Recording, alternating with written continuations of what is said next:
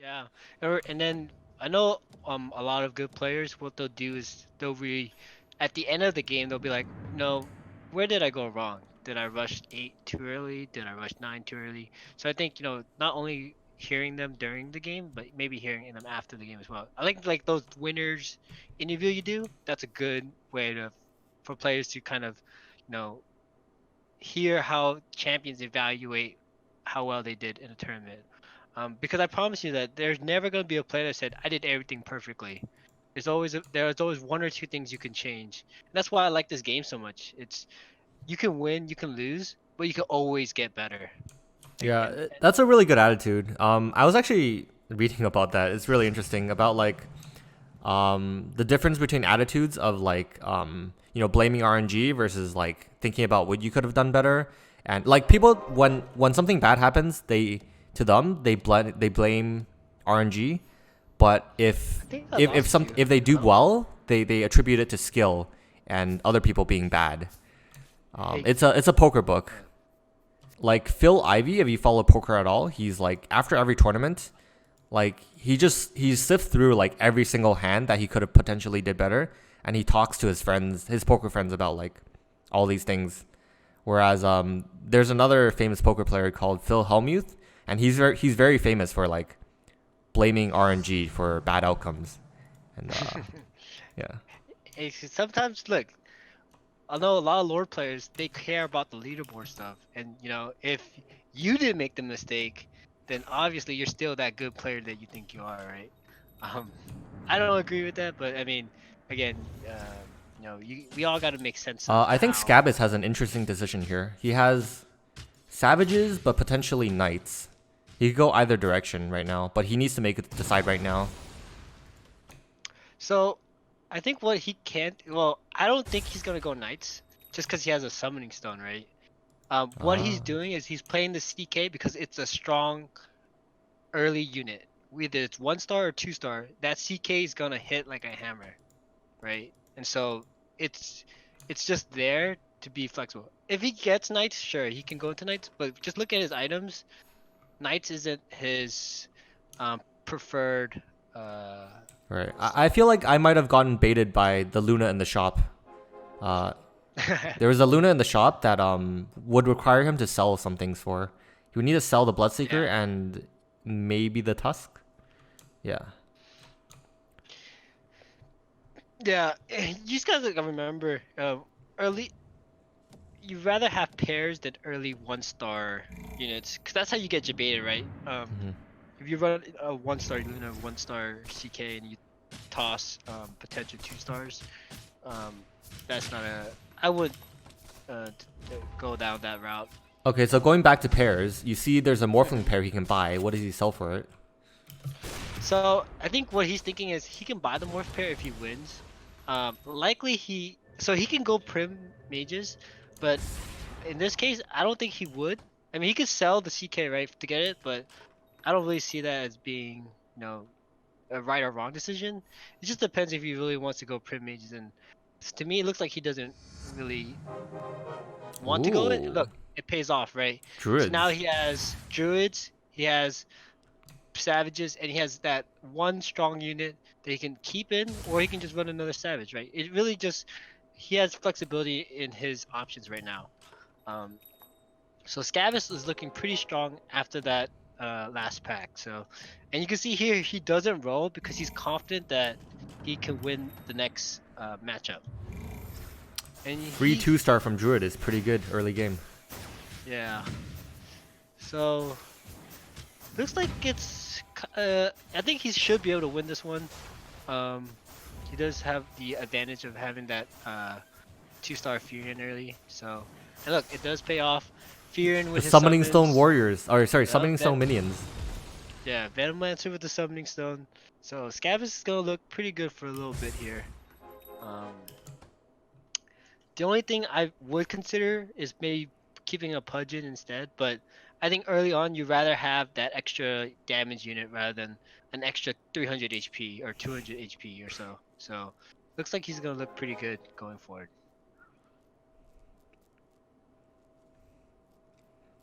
Thick was saying 5 people in Savages earlier, Pepe laugh. But it seems like 2 people got off. Yeah, 1-star savages can work, but typically you want a 2-star unit early. Usually by round 6, right? You've seen at least 2 packs. If you lost a few rounds, you've seen another 2 more packs. So now you kind of like figure out, okay, how can I win this early game? Or hey, maybe I'll build towards the late game already. But there's still 3 savages, only 1 guy with summoning stone. Um, we have 2 elusive players, 1 bloodbound player, and 1 other druid player. So Wait, is there a interesting world? mix. Is there a world where you just like play 6 Savages to the end? Like, what if you get like 3 Summoning Stones? Then you can't really. You just play 6 Savages, right? Even if you get 6 summoning stones, I would still toss probably Tusk and another beast. Because the reason it being is you're not really playing for the at the end game. The damage stack is nice, but it's really not gonna define the way you're gonna win fights. Because the fights simply don't last that long. You're literally gonna kill a unit and then you gotta kill the next unit. You have to Six reapply Summoning the Stones. stacks.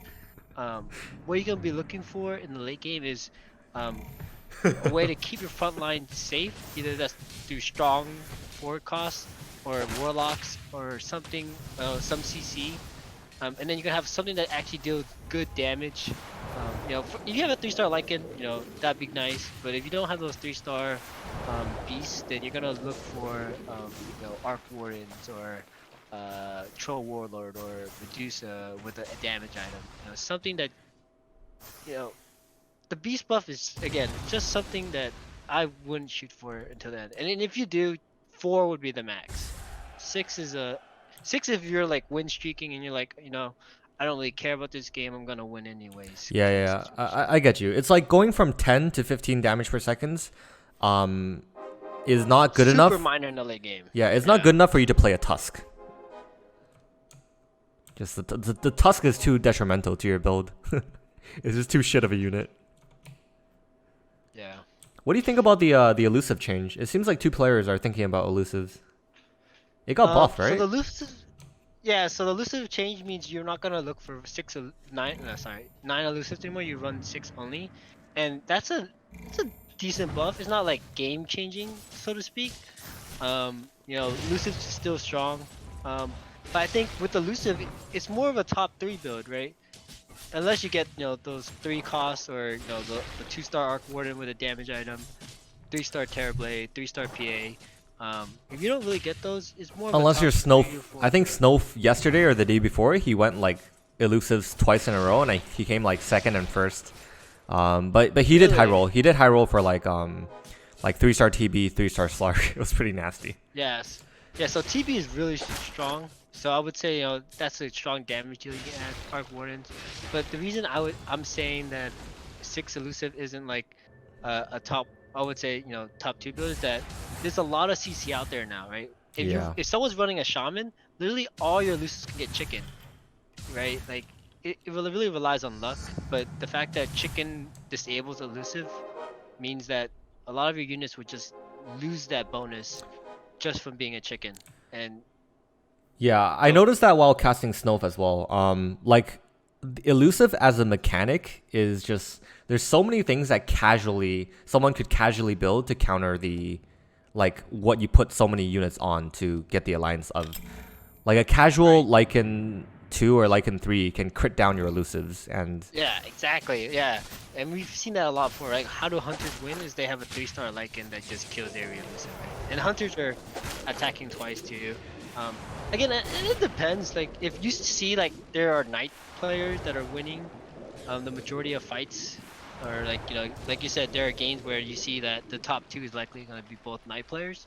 I would say elusive is a great way to you know take them out, because elusive does hard counter knights, unless they're running Witch Doctor 3 and the coconuts hit coconuts. proper. Yeah, so um, but I do want to bring up a point is that I heard Blade Mail is a good counter to elusive too, so maybe Blade Mail knights could be a way to stop that, but I don't run knights enough, and I I don't don't. think anyone's that fat in Knights. Like nobody has like brawny levels. Nobody has like a Pudge 3 level of HP pool. Yeah, maybe. I mean, but things like you think Abby with Abby 3 with a shield on it, that bursts and deals 600 damage to everything, along with the reflecting all the damage that's getting dealt to it through the blade mail, and then the 3,000 additional HP that's also getting reflected. It could work, but again, I don't know enough to say that that's the way to counter elusives just yet. But I do know that it's pretty effective, for the most part. Um, let's see. So round 10, what do we have so far? We have 3 savages, 2 elusive, 1 scrappy assassin, 1 warrior looking like it's gonna be warrior hunters. Um, so we got a good mix, and then Akela is running druids with no other synergies. So looks like she's just playing any 2 costs that she's getting, or he. I don't know. That's which gender that is. I assume he until they tell me it's a she. That's good. That's a good way to do that. So yeah, you can see that the top 3 people are running savages. Savages are just so good right now in the early game. Ooh, double contract for one. Is that Okay, big? so I think it is big, but the question is like, you're not gonna run warrior hunters with bloodbound, right? Like that doesn't really click with me. So I'm thinking one is definitely gonna transition sometime before 21 into a build that fully utilizes bloodbound. Warrior Arc Warden. 6 Warrior Arc Warden. Forehead. Just Arc Warden anything with Bloodbound, right? Yeah. Especially after they finally fixed the contract thing. So yeah, it's back to being broken on Arc Warden. Yeah. Yeah. It's kind of lucky that he got two too, because it's harder to get with all those contraptions added. So Yeah. um, Yeah. I wonder what one is gonna build. Maybe he'll ask for some Arc Wardens. Maybe he'll go 6 warriors with those 2 bloodbounds. Could work. But I really don't think he's gonna stick to Hunter Warrior with 2 bloodbound big Yeah. time contracts. Like I think there are 2 things I look for when I get contract. Or I guess like the carrier is the obvious thing, but there are 2 things aside from that is healing and control. It's like your Tide Hunters, your Necrophoses is what I really look for. Yeah, that's kind of I Yo. think the general consensus Yo. is that you kind of want some semblance of a front line in the game and some semblance of a back line in the game. Your back line is basically a unit that's not getting hit, it's gonna dish out a ton of damage. And then your front line is gonna be something that either soaks up the damage or sustains enough so that it soaks up more damage, or it CCs, right? If nothing's hitting you, then it's not gonna die. Wait a minute. I don't think 577 had that summoning stone. He picked it up on round 10 while playing elusives. Really? I don't think he had it, right? I think only Scrabbis had summoning stone. And then on round 10, Gento picked it up, 577 picked it up. That's interesting. So I've done this before, and I think the reason why he picked it is that he knows he's gonna go Arc Warden. And I don't know if that's a good idea.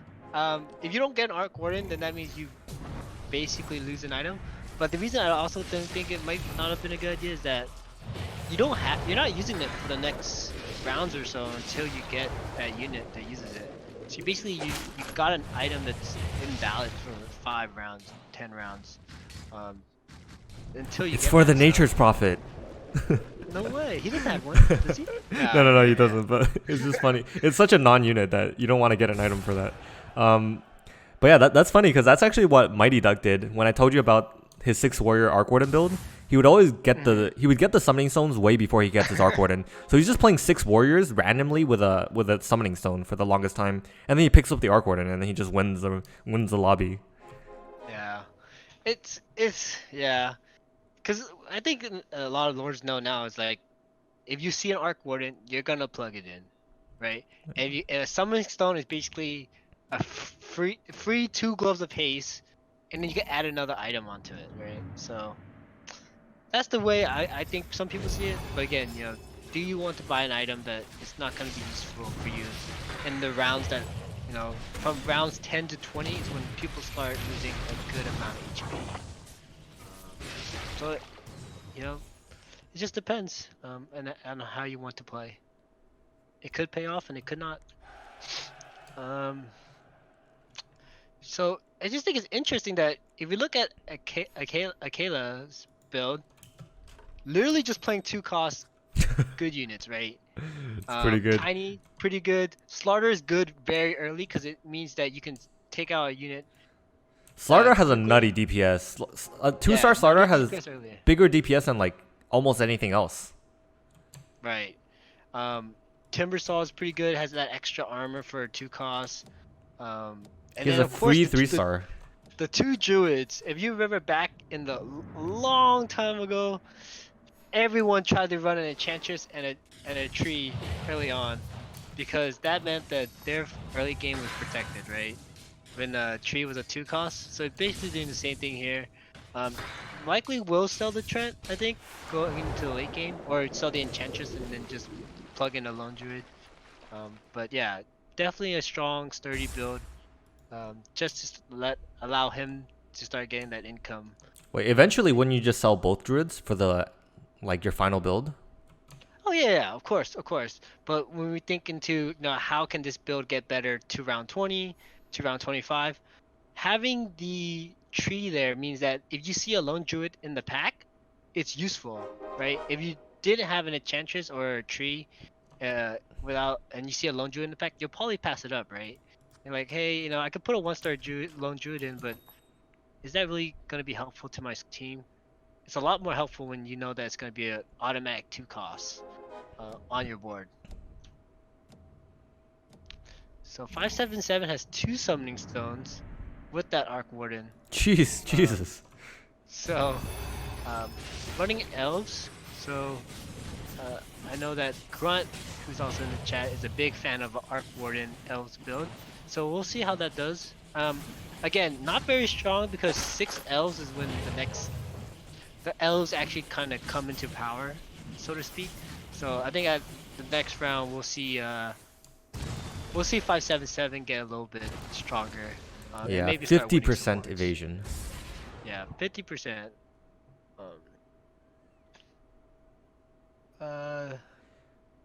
So it's interesting to see that one got donning of Ristful, knowing that people tend to run warlocks in end.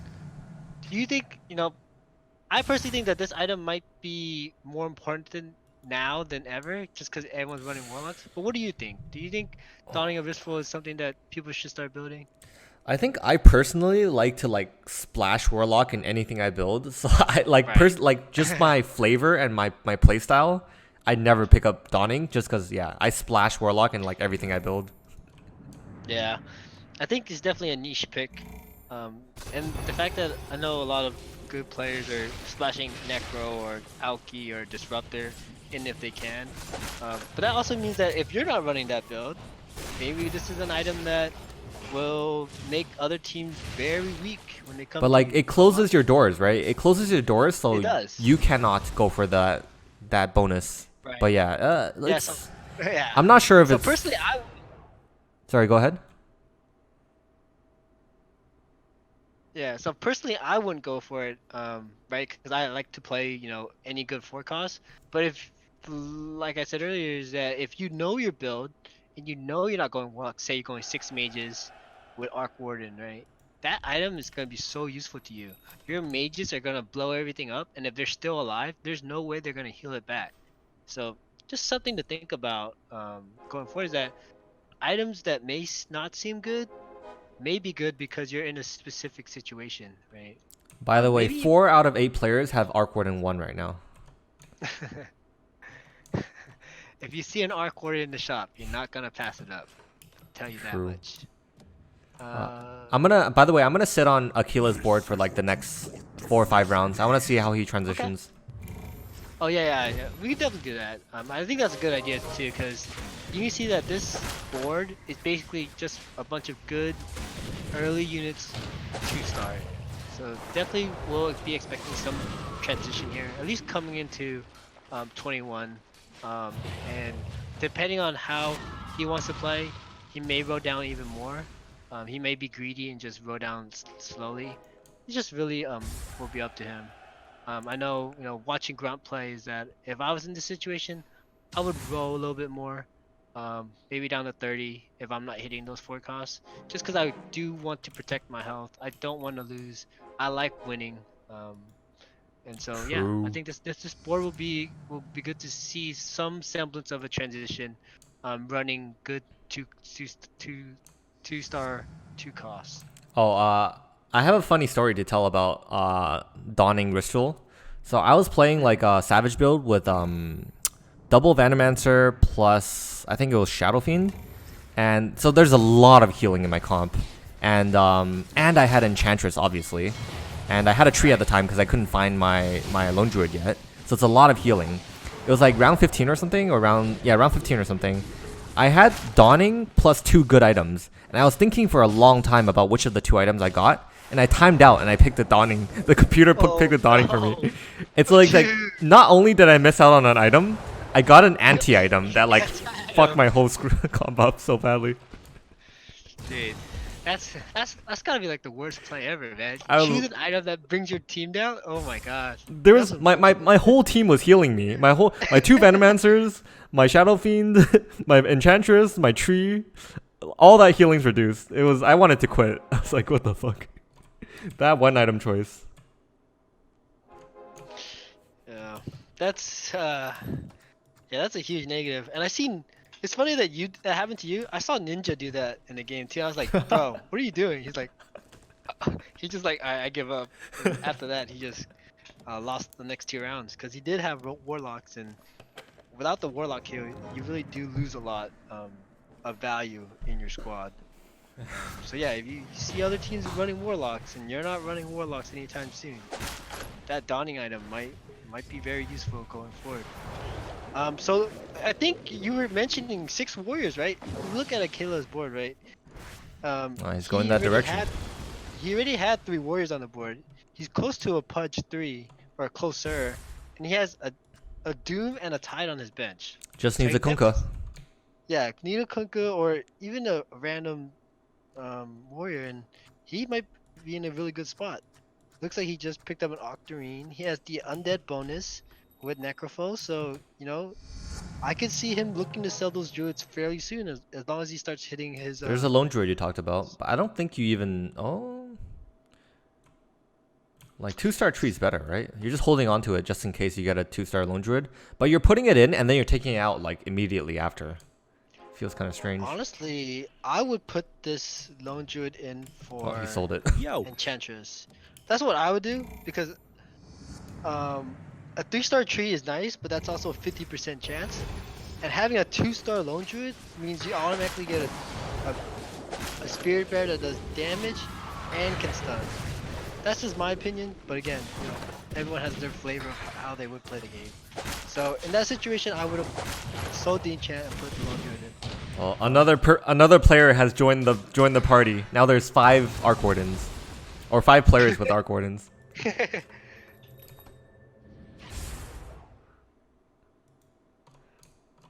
Yeah, so people, that's a very contested unit there. So we'll see who ends up with 2-star Arc Warden, and we'll definitely see some good damage getting used. So one hit his 2-star Arc Warden Oh, he's the with winner. contract.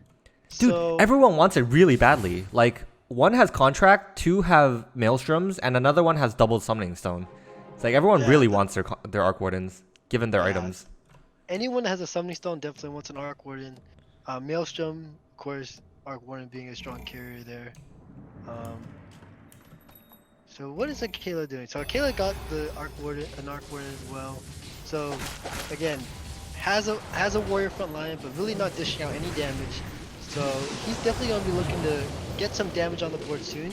You can see here, like in the beginning, the fights were a little bit longer because he could Ooh, keep Scrabbis. those warriors in play, but now it's not as useful as it was. So he's definitely needs to start shifting his board quick, or he's gonna start taking a lot of health. Um, Dude, look at Scrabus's Arc Warden Maelstrom damage. Oh, Arc Warden Maelstrom is so good. It's like so good. pretty much top damage. Arc Warden, 1-star Arc Warden Maelstrom. Yeah, he's definitely a really strong squad, and he's at level 9. And you can see here, he is running 4 beasts, but the Enchantress just really enables that Lone Druid, and having a brace on that, you can see in 2 bears, that's getting that Summoning Stone buff, that's has that 2 Savage buff, and then we have the Arc Warrior in the back just dealing so much damage, while we have all those tank units out in front. Looks like the mage might take it here though. So what happened there was the human silence actually prevented Lone Druid from casting any of his bears. And I think that would have definitely helped him out in that fight. Man, human silence is like, it comes in so clutch sometimes. Most of the times you like ignore it. You don't even notice you have human silence, but the times where silence is like tied with refresher, oh my god. Yeah, I definitely lost the game against a mage build because my Tide would not get his ult off, and it was a Tide 3. Human silence, man. I lost the game with Tide 3 because human silence just no ults getting dished out. So you see Scavus here is if you're still looking at Scavus's board is he's rolling down a little bit. He's starting to look into transition. I'm sure he's gonna start selling his beast soon, and we can definitely revisit this board at a later time. But I'm sure Yeah, those. I'm 4 guessing beasts are definitely- Veno and Ench are first to go, right? Once you get the Lone Druid too. I don't think he might not even want the Lone Druid too. He Nope. might be keeping the Veno just for the Warlock bonus, but it will depend on what units you get. But yeah, I think Enchant and Lone Druid will probably be the first to go, and Lycan would be better to get just because he's a 2-star unit and Lone Druid 1-star might not be as useful. And then the Veno is just enabling the Warlock, and it does have the Summoning Stone bonus as well. So we'll see what happens there. Akela just got wiped again, and again, Akela's board was just good units in the mid game. It wasn't. You can still see that she's not. Or Are you he's saying not, it's probably too slow, right? He needed to like spend money and build your 2 stars and then sell your. You needed to transition like a couple rounds earlier. like I think if you look at Akela's money, Akela's sitting at 63 gold, right? Definitely needed transition earlier. If you look at Akela's board, this is what you see in the mid game. You don't really see this at round 25. This is a really weak board, and unless Akela starts changing things soon, I don't see this really winning. What's interesting to note though that Akela is pushing for 9 um, with this type of board. So we'll definitely I would say it's a questionable choice, but with those higher odds for floor costs, maybe um, he'll get the units he wants, and that could pay off. Well, that's kind of what Scrabus did, right? Scrabus pushed for 9 like even earlier. But Scabas was winning boards, right? That's the difference. No. If you're Aquila winning- was. I think Aquila was stronger than Scrabus, but Scrabus. The difference between is Scrabus transitioned earlier. Like he got off his. Scabas. Well, Scabas was running 4 beasts, right? And Scabas was winning until maybe the last round or the round before. Akela pretty much didn't win since round 21, and you can see that Akela has a 4-loss streak. Right. And like I said earlier, 4 savages will carry you to those to early level 9 to round Look 25. at this. This guy's so dirty. 2H. Double Arc Warden, double Maelstrom. What a dirty man. With Summoning Stone. So Dirty man. good. Looking good. I would say this board is fairly strong. You can probably greed a little bit, but what Scabs is going to be looking at is okay, how much HP am I going to be losing? Do I need to roll down from 50, or I can just chill here and try to continue to transition these beasts out? Yeah, Aquila's at 24 HP or 24 gold. All right, let's look at the Arc Warden damage chart.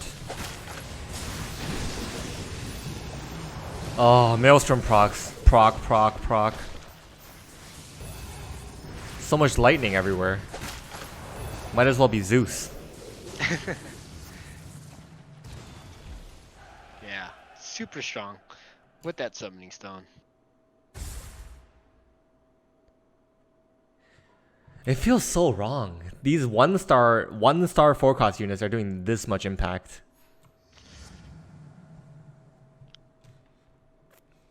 Feels pretty wrong. So Akela did hit that 2-star Necrophos with an Octarine, and you look at the healing tab, 4k healing. 4k healing for It's so good. the warriors. So Necrophos, very strong unit. If you get that Octarine essence on it, I agree. with that undead bonus, with that warlock bonus, super strong. So I think Officer 567, someone's gonna lose here. So we can definitely take a look at that. Um, and show the viewers. Who's Alright, gonna sure. be further down. Let's look at 577 then. He's going elusives. Oh, he's fine. So He spent Officer's down. right? They both spent down all their money. And 577. Oh. So I was thinking offliner was win streaking. That's why I didn't look at him, but he lost. So Yeah, offliner's out. They actually fought each other. So the fact that 577 won meant that offline was gone. Immortal is out. Immortal was running Savage build. What is this looked like he was- elusive mages? It's kind of strange. Elusive mage. I've never seen Oh, no. elusive mage before. I don't think anyone's running. No, elusive. offliner. Oh, officer. Oh yeah, that's interesting. I thought offliner was running 6 mages. Nope. That's definitely I guess a mislook on my end. Alright, let's keep 577. keep following him, Power I spike. guess. Yeah, definitely power spike with the PA. I think he took out Slark because the only mage player is out, so not too much magic damage is gonna be dished out, and the Terrorblade is gonna add that extra damage to both his AM and the Terrorblade. So, oh, that's quite unfortunate. Ooh. The hunters are gonna take it that one. Yeah. So by the way, this is the final lobby. So top 3 get paid. So Gotcha. everyone's fighting for 1, 2, and 3 for $20, $10, and $5. Yeah, it's Gabus is a previous winner, right? Oh, he's gonna be the other 2-time. So right now we have Thick at 3-time and Ninja at 2-time. That's it. There's no other multiple Gotcha. winners. Gotcha. And so let's see. So Scabus is gonna be running a warrior warlock build. Akela has a 6 warrior build, possibly strong. Draker has a scrappy build with a 3-star tinker and a 3-star timber saw, pretty strong. But we'll see if that dishes enough damage. Yeah. I'm gonna check out the other 2 builds to see who else can fight for that number 1 spot. Wait, do you see this Medusa Maelstrom? It's actually good. It's better than I thought. It's like, I think the fight before this one, it was like higher than Arc Warden's. But I guess she's squishy. Yeah, with that additional proc, yeah, but Medusa is squishy. That's the only bad thing about it. May die. Oh, that was 22 damage. Ooh. That's so much damage. Yeah, so I think going back to that 6th warrior is just so tanky. Very strong front line. We have 3 units with CCs. We have the Troll Warlord dealing damage, the Arc Warden dealing damage, the Necrophos, and the Witch Doctor CC, and all the healing. Very strong comp. Very strong comp. I wish there was a way for me to like nobody can tell like how much the mini bashes are actually doing because you don't notice the mini bashes. But like maybe sometimes it cancels like cast animations or a quick like attack animation.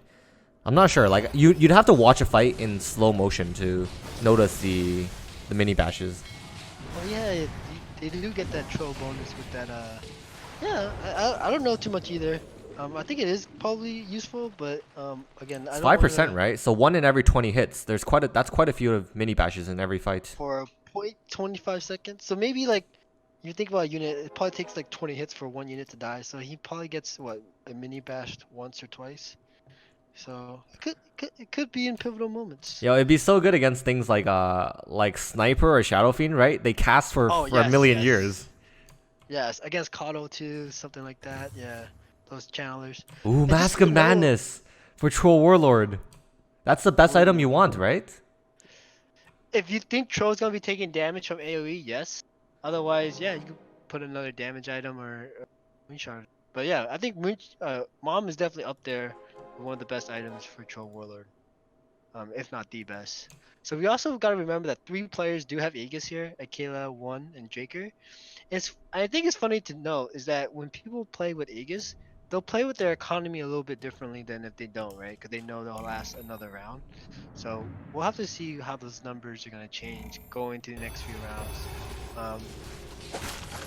Because if you think about it, you might want to spend earlier so that some people don't hit their comps and then they can lose their Aegis sooner, or if you're in a position where you need to get another unit in or close to an upgrade, you can just econ your way with that Oh, Aegis. Sniper 3 damage. Oh, Sniper 3 is very strong. Glove of Very Haste, strong. Sniper 3. Akila just got chunked. Oh, not that much, but also I realized that like not many people in this lobby are doing the Shadow Shaman trick. Like Scrabbis is doing it right now, where you keep a Shadow Shaman and then Try to get Enigma. yeah.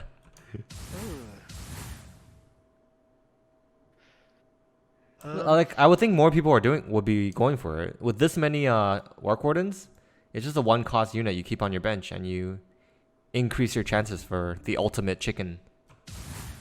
He got it. Yeah. Scabba's build is definitely play the good units and play the good alliances. But not having a 2-star guide is very bad.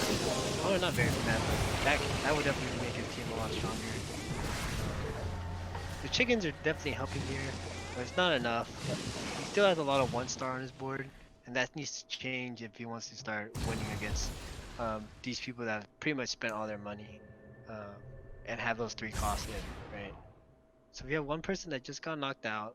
Gentle. We have Akela, Draker left. So Akela did spin all the way down to add in a 10th unit, I believe. So added a Doom. 1, 2, 3, 4, 5, 6. No, has not added the 10th unit yet. Disruptor. I think that's pretty big. Yeah, it's tanky, right?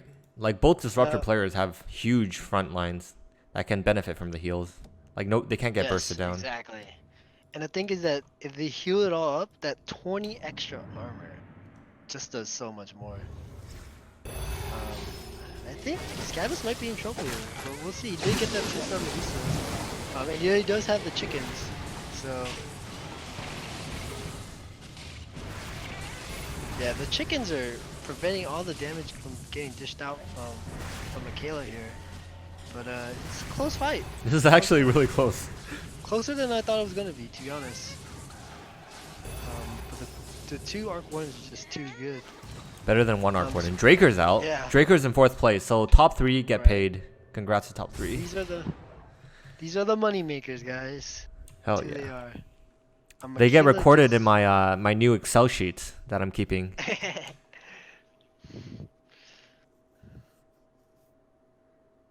Will Scabbus do it? Will he be the 3rd 2-time winner?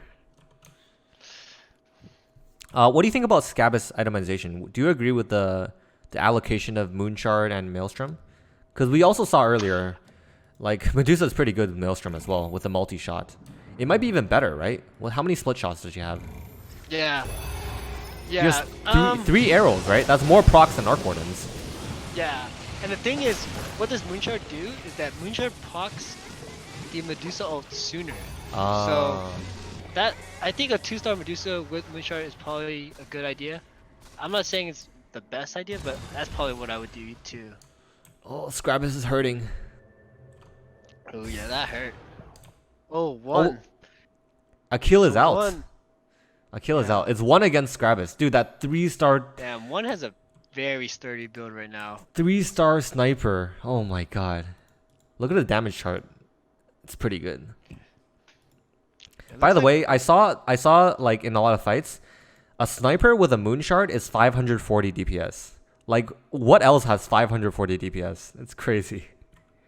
Yeah, Sniper 3 is just amazing. And the fact that he has a Drow Ranger too. Oh my Oh, god. yeah. And then has Arc Warden with Bloodbound big time contract that summons 2. I think 1's gonna win this. I don't really see one losing this. to Yeah, I Scabbers. mean, Unless- especially since unless the Gravis doesn't have any money left. Yeah, unless the Shaman procs are, really in his favor. I think one's gonna take this. Scabbers may be looking for a disruptor, but the thing is, look at what item one has. He has Dawn of Wistful, right? Ah, shit. Yeah. The artifact item.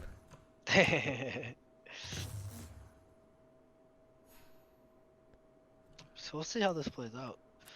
Gravis, take my energy. Only hope is Doom How on would they sniper. position too?